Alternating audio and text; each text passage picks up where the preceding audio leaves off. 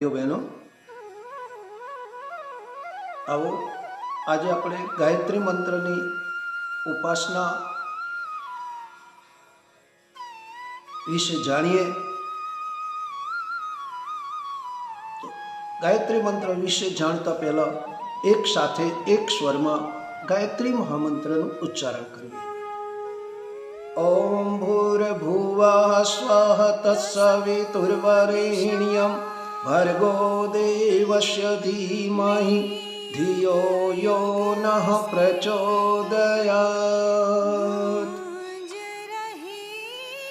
આપણા શાસ્ત્રો, પુરાણો, ઉપનિષદો અને વેદોની અંદર અનેક ઉપાસનાઓ, અનેક મંત્રો બતાવવામાં આવ્યા છે અને દરેક મંત્રનું મહત્વ હોય છે.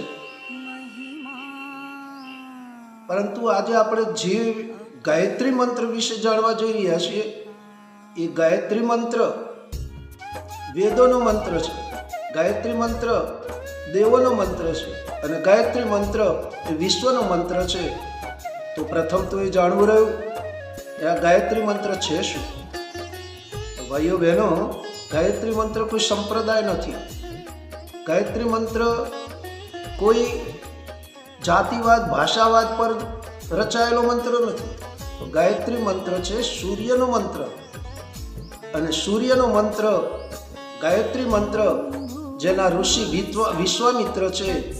ગાયત્રી એ છંદ છે અને ગીતામાં ભગવાને કહ્યું કે ગાયત્રી છંદ સામ્યહમ, છંદોમાં ગાયત્રી છંદ હું છું. તો આવા મુક્તપણે ગવાયેલ શ્રેષ્ઠ ગાયત્રી મંત્ર એના વિશે આજે આપણે જાણીશું. તો ગાયત્રી મંત્ર એ પરમાત્મા પાસે સદબુદ્ધિ, સદજ્ઞાન અને સદવિચારો પ્રાપ્ત કરવા માટેની પ્રાર્થના છે.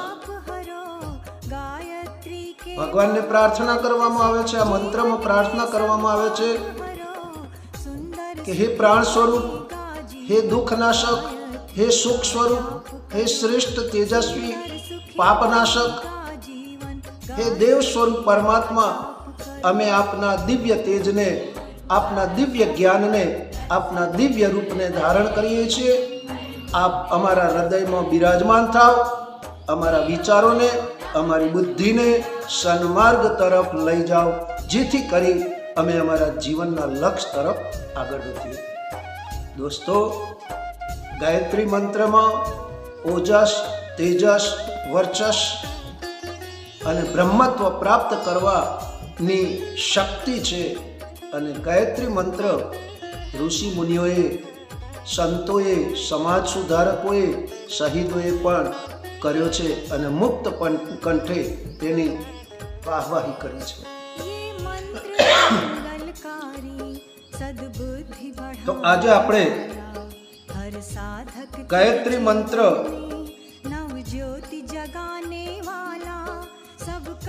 આધ્યાત્મિક રીતે અને વૈજ્ઞાનિક રીતે બંને રીતે જોઈશું. તો ગાયત્રી મંત્ર આધ્યાત્મિક રીતે જોવા જઈએ તો પરમાત્માની એ દિવ્ય શક્તિઓ કે જે પ્રકાશના રૂપમાં, જે ઉર્જાના રૂપમાં, જે પ્રાણ શક્તિના રૂપમાં, પ્રાણ તત્વના રૂપમાં આ ધરતી પર વિદ્યમાન હોય અને સમગ્ર સૃષ્ટિના પ્રત્યેક જીવને એ સંચાલિત કરે છે, ઉર્જાવાન બનાવે છે, પ્રકાશવાન બનાવે છે અને શ્રેષ્ઠ ચિંતન પ્રદાન કરે છે. તો આવી આધ્યાત્મિક ચેતના, જેને બ્રાહ્મી ચેતના કહેવામાં આવે છે, અને વૈજ્ઞાનિક રીતે ગાયત્રી મંત્રના અક્ષર 24 છે. પૃથ્વીની અંદર 24 એવા તત્વો છે કે જેના દ્વારા માનવીનો વિકાસ, પશુ પક્ષીનો વિકાસ, વનસ્પતિનો વિકાસ, પર્યાવરણની શુદ્ધિ થઈ શકે છે. ગાયત્રી મંત્રને કામધેનુ કહેવામાં આવે છે, ગાયત્રી મંત્રને કલ્પવૃક્ષ કહેવામાં આવે છે, ગાયત્રી મંત્રને પારસ કહેવામાં આવ્યો છે અને ગાયત્રી મંત્રને અમૃત કહેવામાં આવ્યું છે.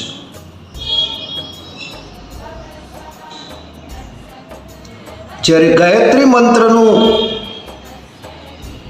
સ્મરણ કરવામાં આવે છે, ગાયત્રી મંત્રની ઉપાસના કરવામાં આવે છે, ગાયત્રી મંત્રની સાધના કરવામાં આવે છે, ત્યારે માનવીની અંદર પ્રથમ જો કોઈ પરિવર્તન આવતું હોય, પ્રથમ જો બદલાવ આવતો હોય તો એના મન મસ્તિષ્કમાં રહેલા વિચારોમાં આવે છે.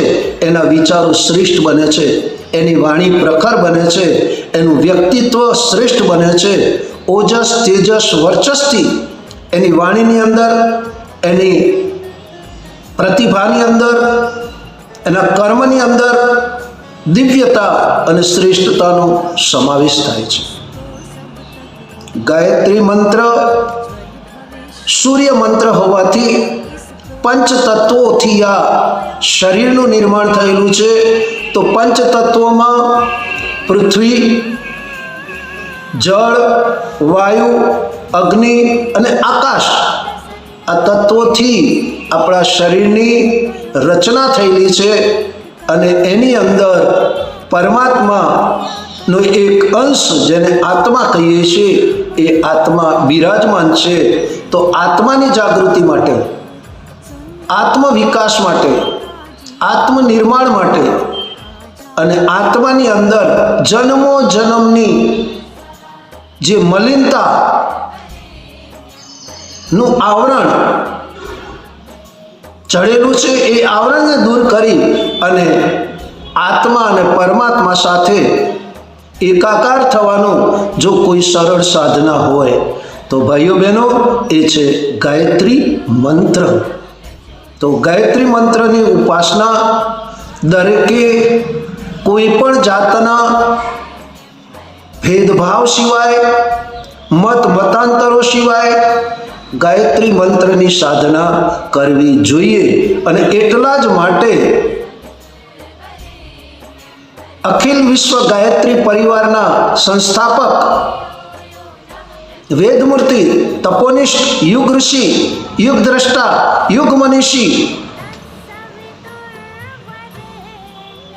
પંડિત શ્રી રામ શર્મા આચાર્યજીએ ગાયત્રી મંત્રને પોતાના જીવનમાં ધારણ કરી, સાધના કરી અને એનાથી જે સિદ્ધિઓ પ્રાપ્ત થઈ એ સિદ્ધિઓને સમાજની સામે, વિશ્વની સામે મૂકી અને કહ્યું કે ગાયત્રી મંત્ર દરેક જણ કરી શકે છે, ગાયત્રી મંત્ર સ્ત્રીઓ પણ કરી શકે છે, ગાયત્રી મંત્ર કરવાનો અધિકાર દરેકને છે અને ગાયત્રી મંત્રની સાધનાથી દરેક જણ પોતે લાભ ઉઠાવી શકે છે.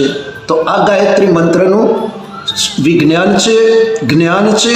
જો આપને સારું લાગ્યું હોય, યોગ્ય લાગ્યું હોય તો આપ અમારા વિડીયોને લાઈક કરજો, શેર કરજો, સબસ્ક્રાઈબ કરી આપના મિત્ર મંડળ સુધી પહોંચાડી અને આ ગાયત્રી મંત્રનું જ્ઞાન, ગાયત્રી મંત્રની સાધના કેમ અને શા માટે એની વાત પહોંચાડશો એવા ભાવ સાથે ભારત માતા